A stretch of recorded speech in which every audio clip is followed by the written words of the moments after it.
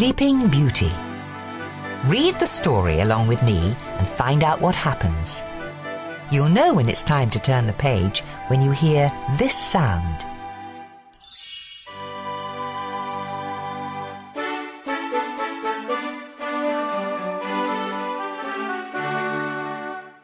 Long ago, there lived a good king named Stephen. For many years, King Stephen and his queen wished and wished for a child. At last, their wish came true. The king and queen named their daughter Aurora.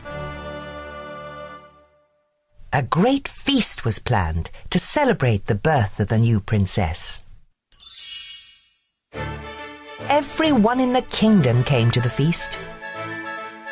King Hubert arrived with his son, Prince Philip.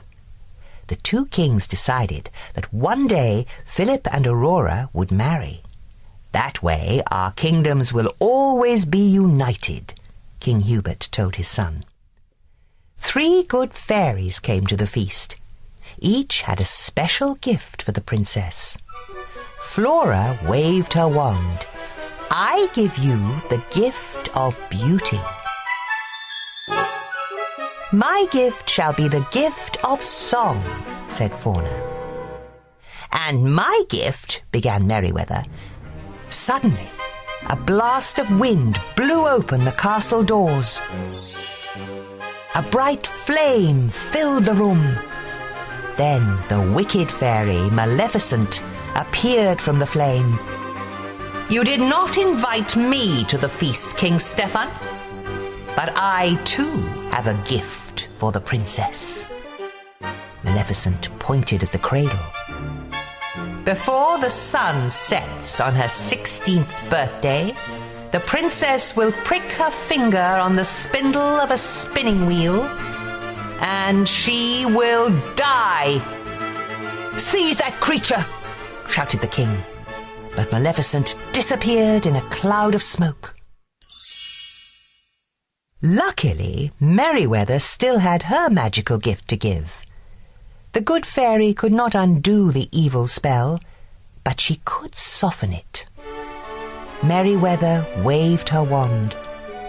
Sweet Aurora, she said, not in death, but just in sleep, the fateful prophecy you'll keep. From this slumber you shall wake, when true love's kiss the spell shall break. King Stephen had all the spinning wheels in the kingdom burned. If there are no spinning wheels, he told the queen, our daughter will be safe from harm. The 3 fairies knew Aurora still wasn't safe. Flora had an idea. The fairies would secretly raise the princess themselves in a cottage in the woods. And no magic, Flora told the others. Then Maleficent will never be able to find us. The fairies explained their plan to the king and queen. Reluctantly, the king and queen agreed. That night, 3 peasant women left the castle with a small bundle. The 3 women arrived at a cottage nestled deep in the forest. We must never call her Princess Aurora, Flora told the others. Her new name is Briar Rose.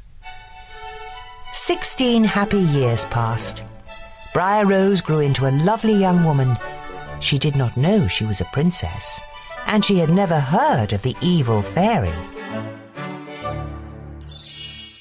But Maleficent had not forgotten the princess. For years her soldiers had searched the kingdom. At last, they gave up. We checked every cradle, they told Maleficent. Fools, she shouted. You've been looking for a baby all these years. Maleficent turned to her pet raven. You are my last hope. Search for a maid of 16 with hair of gold. Go and do not fail me. The raven flew off into the night. The next day was Briar Rose's 16th birthday.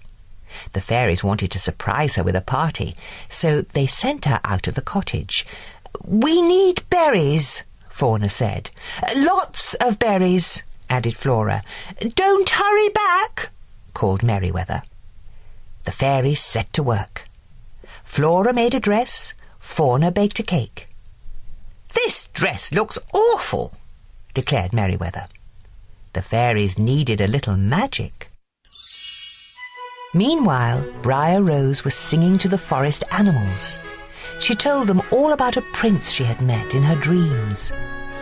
Nearby, Prince Philip was riding his horse. When he heard Briar Rose singing, the prince couldn't resist joining in. For a little while they sang and danced together. "What is your name?" Prince Philip asked.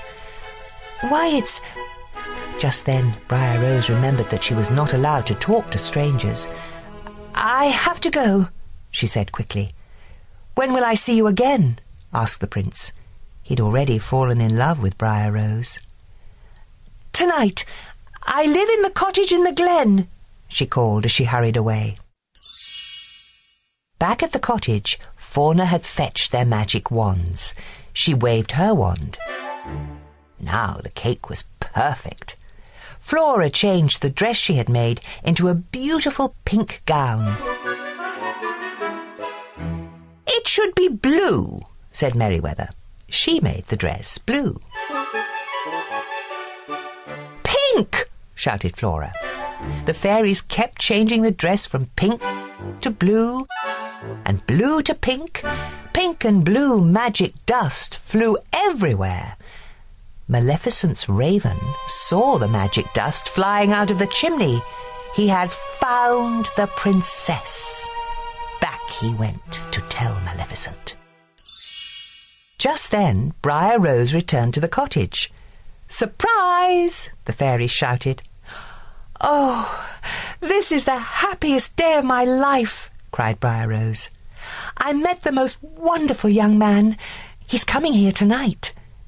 The fairies could see she was in love. "But that's terrible," said Fauna. "Why?" asked Briar Rose. The fairies told Briar Rose that she was really Princess Aurora. She had to return to the castle that very night, and she had to marry a prince. Aurora was very unhappy. She would never see the young man she had met in the forest again. Yet everyone in the castle was happy. King Stephen couldn't wait to see his daughter, and King Hubert couldn't wait for her to marry Prince Philip. When they arrived at the castle, the fairies left to fetch the king and queen. No sooner had they gone than a magic ball of light appeared. Aurora followed it up the stairs to a small room. Maleficent was waiting for her with a spinning wheel. Aurora had never seen a spinning wheel before. She reached for the spindle. "Touch it," Maleficent hissed. Aurora touched the spindle and fell into a deep sleep. The three fairies had been searching for Aurora. They found her lying on the floor, fast asleep. The fairies placed the princess on a bed. "She will sleep until she is kissed by her true love," sighed Flora. "Perhaps he is the young man she met in the forest." "He was coming to the cottage tonight," remembered Merryweather. "Let's meet him there," said Flora. "But first, let's put everyone in the castle to sleep. That way, no one will know what has happened." The fairies cast a spell over the entire castle. Soon, everyone was fast asleep. Prince Philip had already arrived at the cottage. He had decided to marry the girl he had met in the forest instead of Princess Aurora. Maleficent's soldiers were waiting for him. They tied up the prince and brought him to the Forbidden Mountains. Maleficent told Prince Philip that the girl in the forest was really Princess Aurora. She was sure he would never escape to wake his sleeping beauty. But the three fairies realized what had happened. They sneaked into the dungeon and freed the prince. "Take this magic sword and shield to protect you," said Merryweather. The prince set off to rescue the princess. Maleficent tried to stop him. She raised an enormous hedge of thorns around King Stephen's castle. But Prince Philip hacked his way through the thorns. The evil fairy was furious. She transformed herself into a fire-breathing dragon and tried to destroy the prince. Luckily, the magic shield protected him. Finally, the prince saw his chance. He threw the sword at the dragon's heart. That was the end of the dragon. And the evil fairy, too. The prince entered the palace yard. Everyone was sleeping. He raced up the stairs to the tower. He found Princess Aurora asleep on the bed. As soon as he kissed her, Aurora's eyes opened. The spell had been broken. Everyone else in the castle woke up too. The king and queen were very happy to see their daughter, and King Hubert was very happy to learn that the prince and princess were in love. The three fairies watched as the young couple danced across the floor. "I just love happy endings," sighed Fauna. Flora and Merryweather couldn't have agreed more.